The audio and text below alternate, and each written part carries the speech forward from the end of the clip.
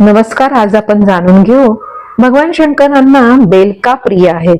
श्री विष्णू पत्नी लक्ष्मी हिने भगवान शंकरांना प्रिय असणाऱ्या श्रावण मासात रोज महादेवाच्या पिंडीवर 1001 पांढरी कमळे वाहण्याचे ठरविले. सोन्याच्या तबकात तिने कमळे मोजून घ्यावी, पण मंदिरात गेली की त्यातील 3 कमळे आपसूक कमी होत. तेव्हा मंदिराच्या जवळ जाऊन तिने त्या कमळांवर पाणी शिंपडले. त्यातून एक झाड निर्माण झाले. त्याला त्रिदल अशी हजारो पाने लागली. ती पाने खुडून लक्ष्मी तेथेच पिंडीवर वाहू लागली. त्यामुळे ही त्रिदल पाने कमी होण्याचा प्रश्नच मिटला व लक्ष्मीने भक्तीच्या सामर्थ्यावर निर्माण केलेली ही बिल्वपत्रे भगवान शंकरांना प्रिय झाली. लक्ष्मी म्हणजे धनदौलत, ही कधी शिळी होत नसते.